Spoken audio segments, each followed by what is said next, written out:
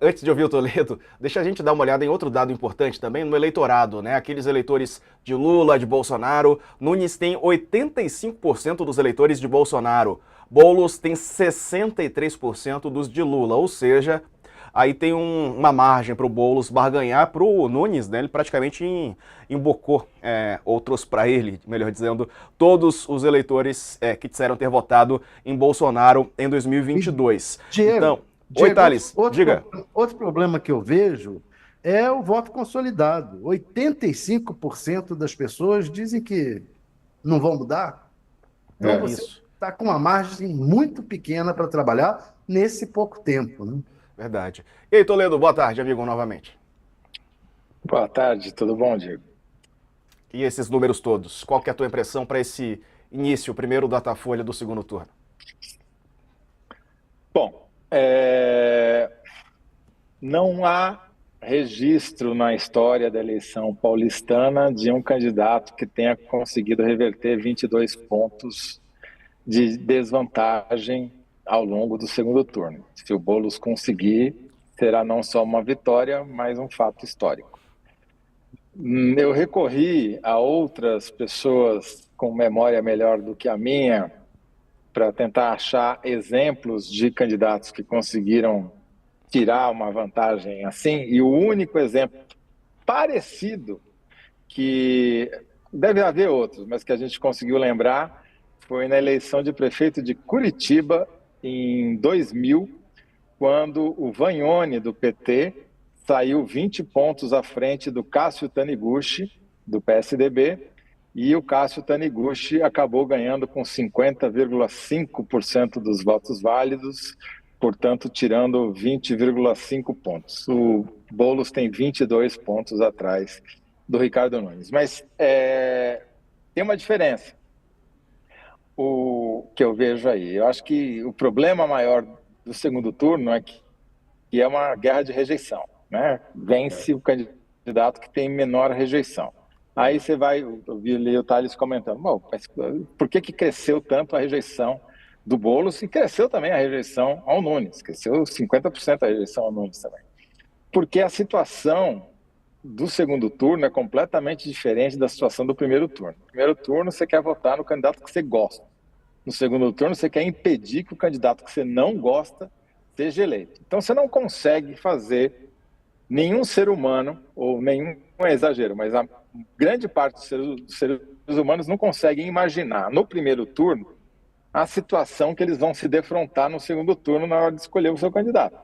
É um estado mental completamente diferente. Num, você está querendo, eu adoro a Tabata, vou votar na Tabata. No outro você votou na Tabata, a Tabata não está mais em disputa, você fala, bom, tem o Boulos e tem o Nunes. Você fala, bom, então agora eu preciso tomar uma decisão difícil aqui em quem que eu gosto menos, entendeu? É completamente diferente. Então é por isso que a rejeição cresce. Não é que ela cresce, essa é a rejeição de fato. Agora, quando você está se defrontando com uma situação na prática em que você tem que fazer uma escolha, aí você realmente revela em quem você gosta e quem você não gosta, entendeu? Antes, para uma parte do eleitorado, nem cogitava votar no Boulos, então nem falava que sim, nem que não, muito pelo contrário. Entendeu? Agora não, agora é uma situação concreta. Por isso que eu acho que eu sempre digo, que as simulações de pesquisa de segundo turno, no primeiro turno, não valem muito, embora já estivessem mostrando a vantagem do Nunes. Mas eu acho que o principal ponto aqui, Diego, só para resumir, com 58 pontos de rejeição, o porcento de rejeição no caso do Boulos, com 22 pontos atrás, o Boulos vai precisar de um fato excepcional para que essa situação seja revertida. É muito, muito, muito, muito, quantos muitos você quiser colocar aí, difícil disso acontecer e precisa ter alguma coisa realmente fora da curva, né? Alguma coisa muito inesperada para esse cenário mudar. Eu acredito até que, em havendo debates, e aí, obviamente, a campanha do Nunes quer que tenha o menor número de debates possível, e a do Boulos quer que tenha o maior número de debates possível, o Nunes já falou que só vai a 3 debates. O Boulos quer ir a todos, né? Quer entrevistar a cadeira vazia, quer fazer o que ele puder para aparecer. Mas, mesmo assim, é muito difícil. E eu não acho que esse voto, repito, como é uma guerra de rejeição, eu acho que não adianta nada ele dizer que vai fazer escola olímpica, que vai isentar o motorista de Uber do... O Uber talvez, porque não é que você está incorporando uma proposta do Pablo Marçal, você está mirando num segmento muito específico da sociedade e oferecendo uma vantagem para esse segmento. Agora, basta o Nunes falar que fazer isso amanhã, e ele é o prefeito, ele, em vez de prometer, ele pode fazer, para neutralizar essa promessa, entendeu? Por isso que eu acho realmente muito difícil mudar esse quadro. Verdade. Hoje, inclusive, né, o coach, Boulos foi à rádio CBN, o Ricardo Nunes não foi, a campanha do Nunes alegou que vai ter o debate da TV Globo, por ser tudo o Grupo Globo, e a CBN retransmitiu o debate da Globo, o Nunes optou por não participar desse debate, então o Boulos fez pergunta para a cadeira vazia. A gente vai depois trazer mais informações, se quiser rodar imagens aí desse momento, né, enquanto a entrevista era feita, portanto, ao lado ali do Boulos, a cadeira vazia. Diga, coach. Até que me deu a impressão de, vendo esse debate que não houve, que virou sabatina, que o Moro já tinha ideia do que vinha pela frente, que ele já tinha alguma noção dos números que viriam à tarde, né? Porque ele estava muito agressivo, sabe? Fez uma série de denúncias graves contra o Nunes sem apresentar provas, coisa que ele não fez no primeiro turno. Então, ele entrou muito mal, além dos números negativos, ele entrou torto nesse segundo turno, porque ele tem também uma história, uma trajetória, uma carreira a zelar, e corre o risco, se ele continuar nessa linha agressiva, dele, como aconteceu com o Datena, sair menor do que entrou na campanha. Acho que ele começou muito mal, pior, tão ruins quanto os números, foi esse desempenho dele hoje na entrevista, que ele também ficou bravo com os jornalistas e tal.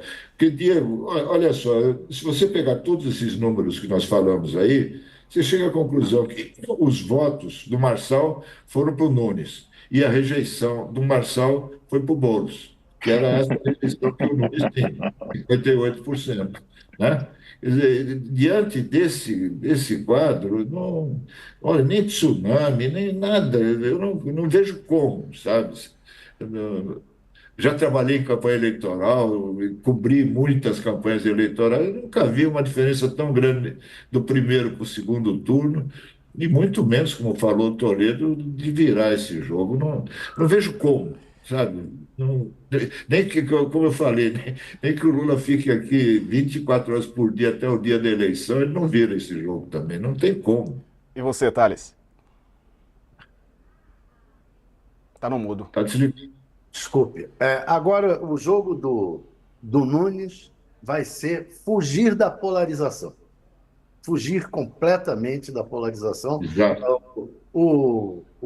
Já o Nunes, o Boulos não. O Boulos vai tentar trazer a polarização para São Paulo, vai tentar ver se convence o Lula não só a participar de um programa ou outro, a entrar de cabeça. E o Nunes, não sei se o Nunes vai querer botar Bolsonaro demais nesse balaio, porque... Será muito idiota se fizer isso. Exato, porque polariza. Ele não vai, ele vai tentar... Não, ele não precisa, o cara está eleito.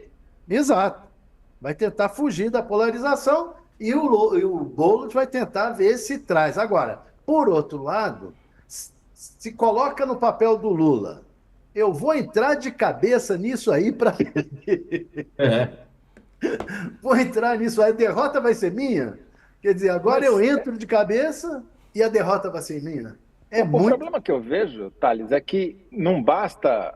No primeiro turno, talvez tenha faltado a presença do Lula mais vezes na campanha do Boulos para informar uma parte do eleitorado que o Boulos era o candidato dele e talvez essa parte do eleitorado não soubesse, né? Eu estava na dúvida e tal.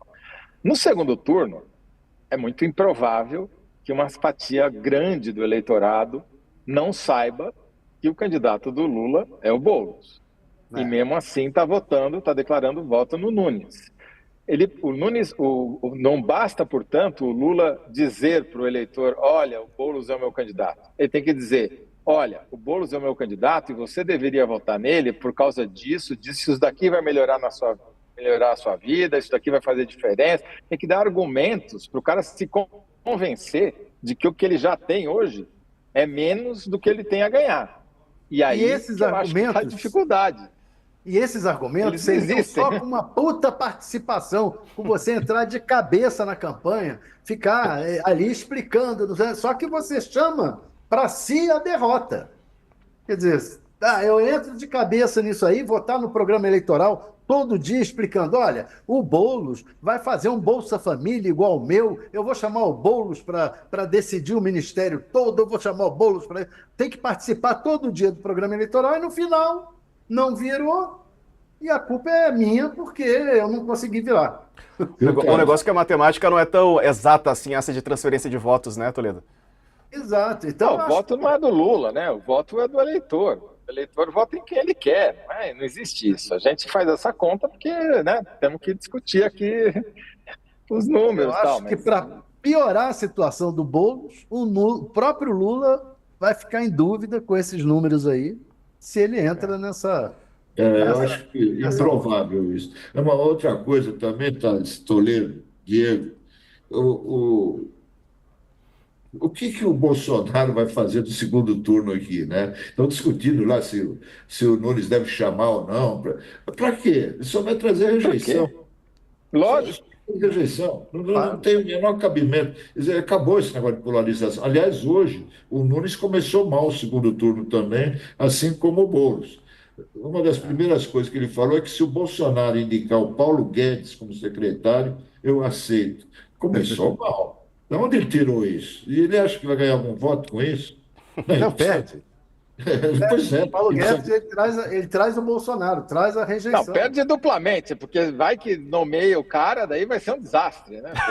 Haja vista o track record do ministro. Né? A Carla Araújo escreveu aqui... a história do Brasil. Eu tô com a frase do Paulinho da Força, que já há 2 dias atrás, quando ai, meu Deus, quando o Bolsonaro disse que ia entrar de cabeça na campanha, o Paulinho da Força me disse o seguinte, olha, ele não veio quando a gente precisava, agora a gente não precisa. Exato. Não quero que ele venha a São Paulo. Vai ficar com uma dívida, né? Para quê? Para que contrair para ele essa dívida?